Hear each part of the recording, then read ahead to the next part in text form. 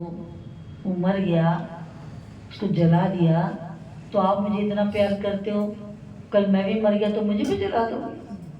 उसके पिता ने गले वले लगाया, कहा बेटा तुम्हें बहुत प्रिय है? लेकिन भगवान के पास चला गया वो, इसे तुम परेशान मत हो। वो भगवान के पास चला गया तो भगवान कहाँ रहते हैं? प्रश्न पे प्रश्न, क्योंकि जिज्ञासा है कुछ खोजने की, कुछ पाने की।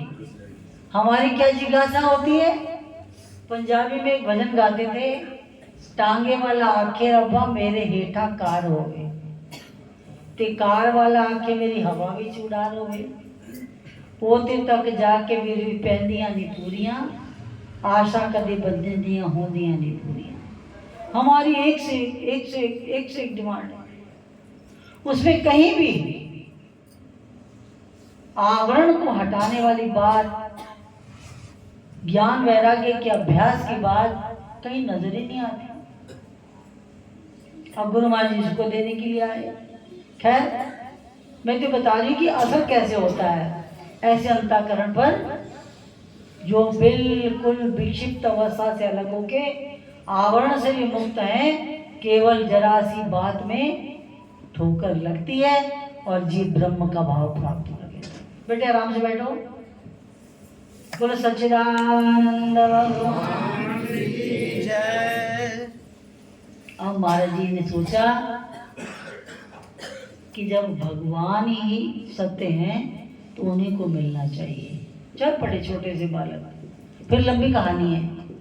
होते होते होते पूज्य पाठ जगत नियंता जब नंगली निवासी भगवान मिले तो सचमुच नंगल बिहारी भगवान ने जो कहा था, यही तो भगवान है, यही तो परमात्मा है।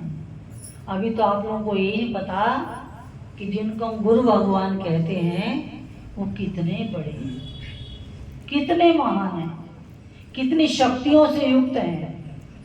लेकिन हमारे हृदय में ऐसी कशिश ही नहीं है कि हम उनको पुकार सकें, उनके करीब जा सके, उनको मिल सके।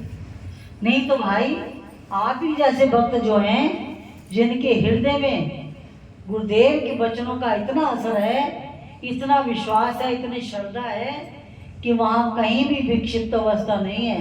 जो गुरु महाराज जी करते हैं वही ठीक है, उसी में मेरी भलाई है।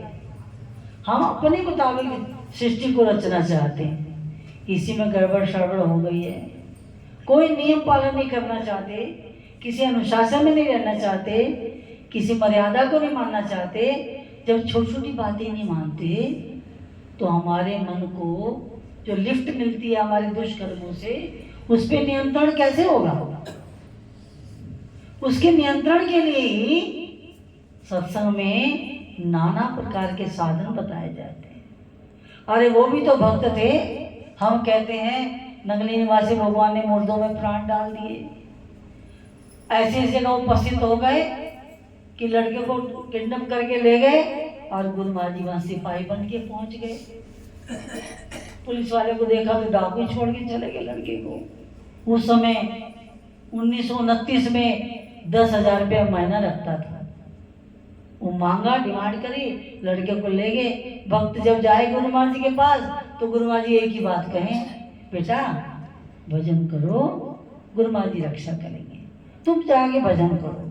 और इतना आज्ञाकारी, वो जाए और भजन में बैठ जाए। आगे से आगे बात बिगड़ती जाए, डाकुओं के संदेश आते जाएं, लेकिन वो क्या कर रहा है? जो उसके गुरु महाराज कह रहे हैं। उनके लिए कहा गया ना, गुरु कहे सो कीजिए सब कार्य सिद्ध होए। तो वो केवल गुरु की बात मान रहा है। श्री नंगली निवासी भगवान नजदीक में सत्संग का प्रोग्राम चल रहा था। फिर वो जाए, महाराज जी आज चोरों के पास ये मैसेज आया है, आज ये आया है। गुरु महाराज जी कुछ ना बोले, यही कहें जा तू भजन कर, तू भजन करेगा सब ठीक हो जाए। वो जाके भजन में बैठ जाए, अपने घर में भजन कर रहा है। और गुरु महाराज जी ने लीला करी। एक पुलिस की वर्दी में एक सिपाही बन के श्री नंगली निवासी भगवान डाकू बैठ के भोजन करने की तैयारी कर रहे थे। दूर से दिखे तो कहा हमके इसने सूचना दे दी, ये में पकड़ने आ रहे हैं। पहले जमाने में पुलिस को देख के लोग बहुत डरते थे, अब तो पुलिस को पीटना शुरू कर दिया लोगों ने, क्योंकि वो भी अपने स्वधर्म में पूर्णतः परफेक्ट नहीं है। बोलो आनंद कंद सच्चिदानंद भगवान की जय। भगत आ रहे हैं, उनको आने दो, तुम अपना चित्त महाराज जी में रखो। यही तो विक्षिप्त अवस्था है, इस विक्षिप्त अवस्था को ही ठीक करना है। अब महाराज जी पहुंचे, पुलिस को देखा, वो सब कुछ छोड़ छाड़ के भागे। लड़के को भी खाना वाना भी रखा रह गया, कुछ पहले की भी चोरी करके रखी रह गई। कब ऐसा कब हुआ? जब शिष्य ने भी गुरु की बात को माना तब। हमारे नंगल बिहारी भगवान के एक भगत है, आज भी है पटियाला में, वो अनन्य भक्त। उनका विवाह भी शायद महाराज जी ने गुरुमुखों में कराया आपस में। गुरुमुख मिल गए तो गृहस्थी में गुरु भक्ति का रंग चढ़ गया। तो प्रकाशो माता का नियम था कि जाना नहीं तुरंत गई थी, तब भी जा करके खूब लंगर में बर्तन मांज ये कर। मैं कहती मैं पंचकूला में अभी जब महाराज जी की शताब्दी मनाई तो मैं गई तो प्रकाशो बर्तन ही मांजे। मैं क्या अभी आप इसी सेवा में लगे? कहती यही तो मेरे जीवन का आधार है। तो उसकी आदत थी लंगर में पहुंच के रोटियां सिखानी, बर्तन मारने, सेवा में मन लगा रहता था उसका। विवाह हो गया, गुरुदेव की कृपा से बालक हो गया। तो बालक को मत्था टिकाने के लिए गुरु पूजा के टाइम में वहाँ बड़ी भीड़ होती थी, लेने लग जाती थी। देहात के लोग बड़ी श्रद्धा से कहते हैं कि गांव से दूर से लोग गुरु पूजा को बिना बुलाए भी आते थे। इसलिए नंगल में, भड़मार में आज भी गुरु पूजा का मैसेज मिले न मिले, स्वयं सब लोग चले जाते हैं कि आज व्यास पूजा है, गुरु पूजा है। तो वही बालक को ले आई, मत्था टिका के आते हैं। अब आई तो बच्चे को कुछ बुखार चढ़ा हुआ था, अपनी बहन को साथ ले आई। बहन तू भी चल, थोड़ा बच्चे को तू देखेगी, थोड़ा मैं देखूंगी, तो बच्चे का जरा बुखार है, जरा हिफाजत हो जाएगी। दोनों बहनें आई। उस समय श्री नंगल बिहारी भगवान शरीर में मौजूद थे। तो फैसिलिटियां आश्रमों में कुछ नहीं होती थी। आज तो भगत आते थे, पहले उनको उनकी मजबूरियों के कारण शरीर नहीं चलते। अटैच लेटरिन बाथरूम चाहिए, सुविधा चाहिए, सुबह की चाय चाहिए, पहले सब कुछ नहीं चलता था। सब कमरों में पुआल पड़ा होता था और उसी में लोग अपनी चादर बिछाते थे और सो जाते थे। प्रकाशों ने देखा बुखार बहुत बड़ा हुआ है, लंगर में गई, कोई देसी काढ़ा वाड़ा बनाया, उस बच्चे को पिला दिया और बहन से कहा तू देख मैं लंगर में सेवा करने जा रही हूँ। अब वो लगभग 4-5-6 घंटे बाद आई तो बहन ने कहा बहन लड़की हालत ठीक नहीं है। क्या लगे मैंने की पता पंजाबी में, इन्होंने दिता है, यही जाने इन्होंने दिया है, इनका बच्चा है, जो करेंगे गुरु महाराज करेंगे। वो जब बहन को ऐसा कह गई, बहन भी चुप कर गई। होते होते होते रात तक बच्चा जो है वो मर गया। हाथ पैर जब नीले पड़ गए तो बहन डर गई और कहा कि देखो तुम्हारा बच्चा तो चला गया, अब देखो माँ है।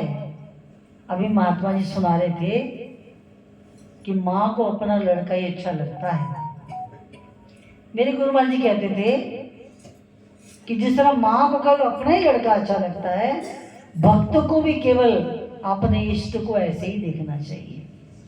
तो गुरु महाराज जी कहते होता क्या है, अपना लड़का चांद जैसा लग रहा है, दूसरे पड़ोस का चांद जैसा भी हो तो ग्रह लगता है, वो उन्हें अच्छा लगता है। ये हीन भावना है, ये छोटी भावना है। ये तो ऊंची भावना है कि कितने अच्छे बच्चे हों, मैं किसको खराब कहूँ, मेरे तो इष्ट देव ही सबसे अच्छे हैं। ऐसी भावना होनी चाहिए। आज लोग भटक रहे हैं, गुरु महाराज जी को छोड़ के यत्र तत्र कई तरह के देवों को अपने मंदिरों में रखा है, क्योंकि श्रद्धा तो पूर्ण है नहीं, विश्वास पूर्ण है नहीं, मन में विक्षिप्त अवस्था बनी हुई है। तो ये मल जो है सत्य से जोड़ने नहीं देता, ये आवरण को और गहरा कर देता है। जो थोड़ा वो श्रद्धा विश्वास है वो भी खत्म हो जाता है। लेकिन प्रकाशों का मन बड़ा मजबूत है। कहने लगी मर गया तो कोई गल नहीं, मैं तो इन्हीं को अर्पण करने आई थी, आपने दिया माथा टिका देती हूँ। पप्पी आज भी है पटिया में, तो वो इस सेवा में लगी रही। लड़का मर गया तो महाराज जी की अमानत थी, वो जाने मैं नहीं जानती। उनके पति अमरनाथ जी भी वहीं सेवा में लगे थे। पति के पास कब गई, पति भी आनंद में भक्त, कहने लगा जो होना था हो गया, अब सेवा के छोड़े। दोनों पति पत्नी सेवा में लगे रहे, रात भर सेवा करते रहे। फिर उसने कहा कि गुरु पूजा करें कि ना करें, तो पंजाब में जरा छूत छात कम ही मानते हैं। फिर उनका पूजा नहीं करेंगे, मत्था तो टेक जाए महाराज जी को। अपने लड़के को कंधे पे लगाया और लाइन में लग गई कि गुरुदेव को मत्था तो टेक ले। महाराज जी सब भक्तों के बीच में घिरे हुए पूजा कर रहे थे और प्रकाशों का नंबर भी आ गया। जब पहुंची तो गुरु महाराज जी हंस पड़े, नंगल बिहारी भगवान। कह लगे प्रकाशो तो अपने लड़के को नहीं लाई मत्था टिकाने के लाई दी? बोले महाराज जी लाई हूँ। लिया फिर मत्था टिका लाई है तो? बोले महाराज जी सुता है, सो गया है। बोले सो गया है तो माई ठहरी, कहाँ सो गया है? और कंधे से मरा बालक लगाया हुआ है, कल का मरा हुआ बालक, और कमारी सो गया है। मारे बोले लिया भी सोए सोए कोई मत्था टिका ले, क्या हुआ? फिर तू चली जाएगी। और वो दे तो कैसे दे महाराज जी को? फिर भी गुरुदेव का हुक्म है तो गुरु महाराज जी की गोद में उस बालक को डाल दिया। माई ठहरी, थोड़े आंसू निकल आए। और देखो मारे ने देखा, वहां तो जानते थे बालक मर चुका है, लेकिन मारे ने उसके गाल में थप्पड़ मारा, कहे तू सोने आया कि मुझे मिलना है? और महाराज ने गाल में ऐसा थप्पड़ मारा कि वो लड़का हाथ पैर मारने लगा। बोल नंगल बिहारी भगवान की जय। लड़का हाथ पैर मारने लगा, सारे हैरान हो गए। कल से मरा हुआ है बच्चा और आज जो है ये हाथ पैर मारने लगा। ऐसा कब होता है? जब हमारा मन भी इष्ट के साथ इतना जुड़ जाता है कि वहां दूसरा कोई नहीं होता। मैं कल भी आपको सुना रही थी कि गुरु महाराज जी भजन सुना करते थे, बड़े अद्भुत भजन सुनते थे कि मोहब्बत जिसको देते हैं उससे कुछ और नहीं देते, जिसे दे देते हैं दुनिया उसको दर्शन नहीं देते। अगर वो अपना प्यार देते हैं तो वहां से सारी बातों को गायब कर देते हैं। उस भगत को ना यश चाहिए, ना कीर्ति चाहिए, ना धन चाहिए, ना मान चाहिए, ना उसके को अपना पराया ज्यादा होता है। सब में सिया राम को देखने वाला ही अपने हृदय में पवित्र अंतःकरण से इष्ट के नजदीक जा सकता है। अब वो और प्रतिनिधिदार होता तो हल्ला मचा देता आश्रम में। आश्रम में किसी को पता नहीं लगने दिया कि बालक मर गया। जिन्होंने दिया उन्होंने ले लिया, वह बात खत्म। इसके साथ तीसरी बात ही नहीं आई। ऐसी स्थिति तब आती है जब मन इष्ट के साथ तन्मय हो जाता है। तन्मय मनः शिव संकल्प मस्तु। हमारा मन जो है वो गुरुदेव के चरणों में खो हो जाए। हम तो गुरुदेव के पास जब आते हैं संसार की बात के अलावा दूसरी बात ही नहीं करनी आती। संसार के ठेकेदार बनेगा हम। और जो भक्त होता है वो क्या कहता है? मेरे अपमान और इज्जत के ठेकेदार बन जाओ, तुम्हारा नाम हो जाए, मुझे गुमनाम रहने दो। वो नहीं चाहता ऐसा। हम इतने ठेकेदार हैं कि जो हम चाहते हैं वो होना चाहिए, हमें वही मिलना चाहिए। भगवान राम का राज्याभिषेक हुआ, सारी प्रजा को जाचक सकला जाचक ने सबको यथा योग्य सब कुछ दे दिया। मन में आया मेरे भाइयों ने, उनकी पत्नियों ने बड़ा तप किया, आज मेरा मन है तो कुछ दे दे। यहाँ भगवान कह रहे हैं, और वो कुछ भी दे सकते हैं, त्रिलोकी के नाथ हैं। तो सबको बुलाया और सर्वप्रथम भरत से कहा, भरत मेरा मन है कि तुम्हें कुछ दूं, आज प्रसन्न है हम। बोले माँ जी मुझे क्या चाहिए? अर्थ न धर्म न काम रुचि, गति न चाहो निर्वाण, जन्म जन्म रति राम पद, हे वरदान नाम। मुझे केवल आपके चरणों की प्रीति चाहिए और कुछ नहीं मांगना। कुछ भी मांग करते थे।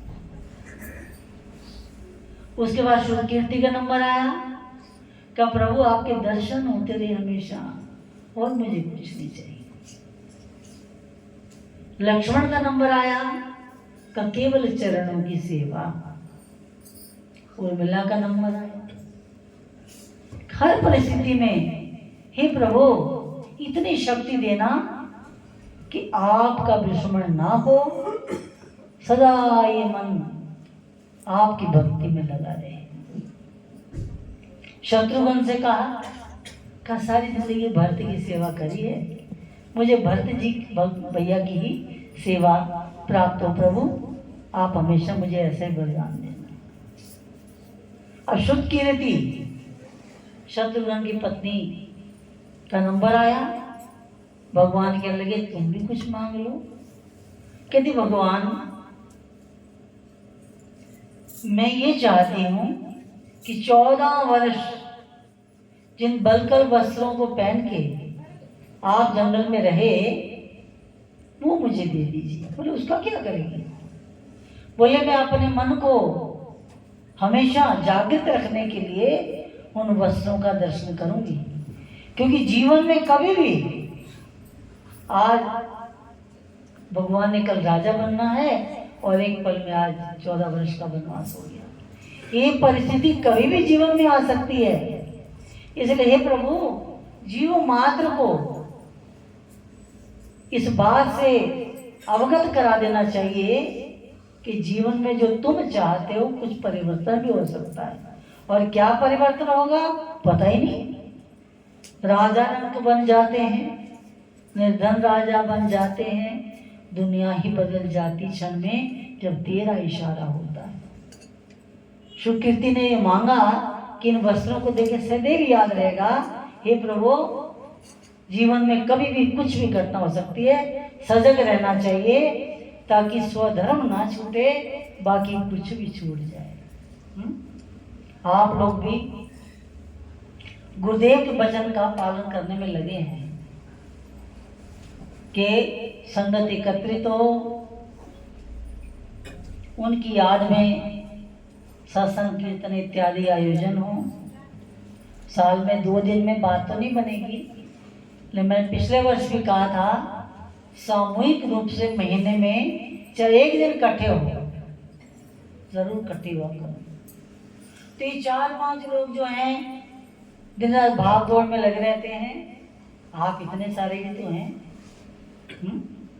आज तो दिख रहे हो, आगे पीछे तो ये लोग जानते होंगे आते कि नहीं आते। एक दिन स्कूल में जाने से कभी भी डिग्री नहीं मिलती, ना पढ़ाई होती है। आप लोग सामूहिक रूप से, आजकल तो सुविधा बढ़ी है, मैसेज डाल दो तो सब हो जाता है।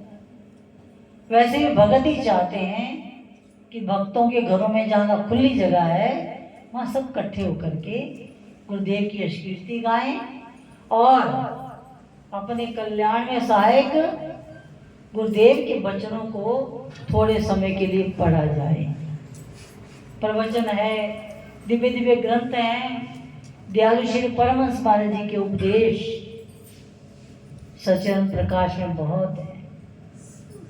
जगत नियंता मेरे नंगली निवासी भगवान जी की जो लीलाओं का ग्रंथ है श्री स्वरूप दर्शन, उसमें लीलाएं भी पढ़ो और उपदेश भी पढ़ो। नंगल बिहारी भगवान ने बहुत सुंदर ग्रंथ की रचना करी, श्री हीरा प्रकाश ग्रंथ, उसको भी पढ़ सकते हो। परम प्रभु ने सबसे सरल भाव युक्त उपदेशों को संग्रह करके हम सब के लिए रखा। उसमें तो हम कहते हैं, जैसे गुरुवाणी में एक शब्द निकाला जाता है रोज, है ना, उस शब्द को दिन भर लिख दिया जाता है कि ये गुरुदेव की आज्ञा है, जिसको पढ़ना है, इसको देखना है। उसको एक लाइन पढ़ के ही अपने दिन भर के लिए हमें उपदेश तैयार कर सकते। लेकिन हमने अपने कल्याण की बात सोचनी हो तब तो अभी तो हमारा माई पना नहीं गया। भगत तो है, लेकिन माइयों वाला स्वभाव बहनों का, सत्संगी बहनों का नहीं होना चाहिए। मिलेंगी तो बस इतनी बातें करेंगी, इतनी बातें करेंगी, इतनी बातें करेंगी। इतनी बातें कहाँ से आती है? क्यों आती है? क्यों? अभी मल का असर है, सत्य पता ही नहीं क्या है। प्यार तो है गुरु महाराज जी से, लेकिन सत्य से जुड़ने की कामना नहीं है। इसीलिए वो विक्षिप्त अवस्था है। उस विक्षिप्त अवस्था में फिर दो नाना प्रकार की बातें जितनी होती है जोड़ लगा के करते हैं हम, और उससे ठीक होने की बजाय ये आवरण और गंदा हो जाता है ना। क्या पता जिसे तुम बात कर रहे हो वो अच्छी बात ना कर रहा हो, आपसे खराबी बात कर रहा हो, उसका तो अंतर्गत में बुरा असर पड़ेगा ना। इसीलिए कहा कि तुम लोग गुरु के आदर्शों पर चलो तो आदर्श तुमको दिव्य बना देंगे। हमने भी गुरु महाराज जी से इन्हीं बातों के लिए कभी प्रार्थना करी हो तो निश्चय ही हमारा अंतःकरण मल विक्षेप आवरण से रहित हो जाएगा। इस संसार में हमारे करने से कुछ नहीं कहते थे। कर्म प्रधान विश्व रचिरा का, जो जसकीन तासु फलसा का। अब वो ये सोई जो राम रचिरा का, होकर ही तर्क बढ़ावे साका। जो कुछ भी हमें मिला हुआ है हमारे कर्मों के आधार पर मिला हुआ है। जब कर्म करने हो अच्छे तो हम कर्म करते नहीं अच्छे, तब तो वो करते जो हमारा मन कहता है, जो शास्त्र कहता है, गुरु की वाणी कहती है, वो तो हम करते ही नहीं। इसलिए गुरु ने अपने शिष्य को एक बार बहुत विद्याओं का अध्ययन कराया। कहा बेटा ये समस्त विद्याओं को तुम प्राप्त करो और इसके द्वारा तुम बहुत बड़े महान और विद्वान बन जाओगे। घर आया तो उसके पिता ने कहा बेटा विद्या अर्जित कर ली? बोले जी। 10-12 साल गुरुजी ने बहुत पढ़ाया, एक से एक विद्या उन्होंने मुझे सिखाई। बोले ये बताओ तूने कर्म विभाग संहिता भी पढ़ी? बोले नहीं वो तो कोई नहीं पढ़ाया उन्होंने, ग्रंथ तो पढ़ाए ही नहीं। बोले कर्म विभाग संहिता नहीं पढ़ाई? ये तो गलत करा। बेटा ध्यान से बच्चों से घर जाके खेल लेना, ठीक है? बोलो आनंद कंद सचिदानंद की जय। ये चित्त वृत्ति का खेल है। चित्त एक पल के लिए ठहरता है, फिर उसी माया में जाता है जहाँ ये रमा हुआ है, जाता है वही।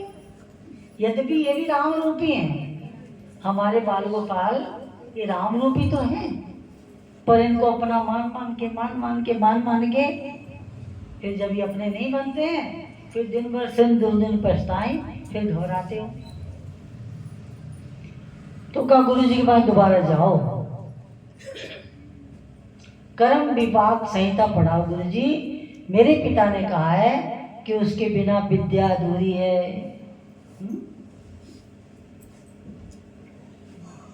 बोले ठीक है मैं चला जाता हूँ, आज्ञा। वो गया अपने गुरु जी के पास। कहा गुरु जी मेरे पिताजी ने कहा है कि आपने सब कुछ पढ़ाया मुझे, कर्म विपाक संहिता नहीं पढ़ाई, उसके बिना विद्या अधूरी है।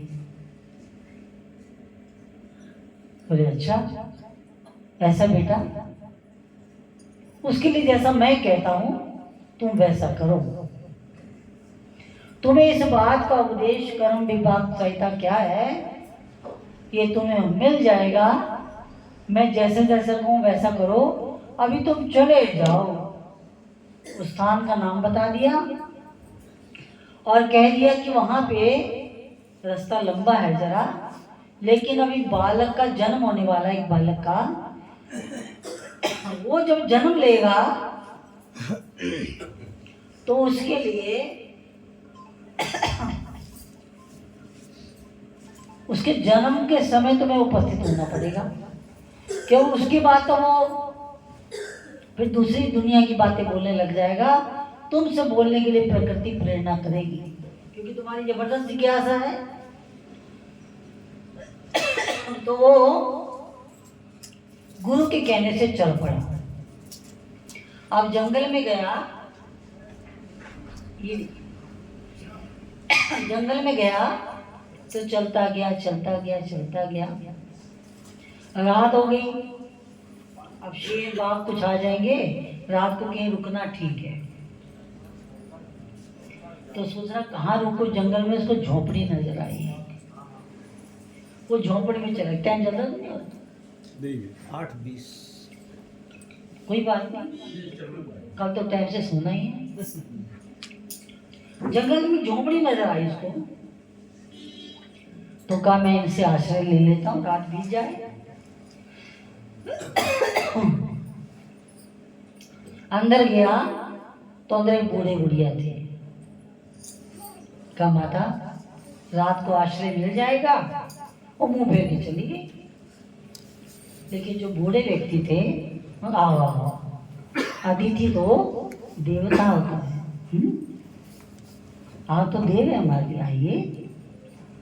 तो बुढ़िया बिगड़ पड़ी। अब ठंड का टाइम है, इसको यहाँ सुला रहे हो, जगह थोड़ी सी है और ओढ़ने का वस्त्र कोई नहीं है, इसको क्यों कहा है रहने के लिए?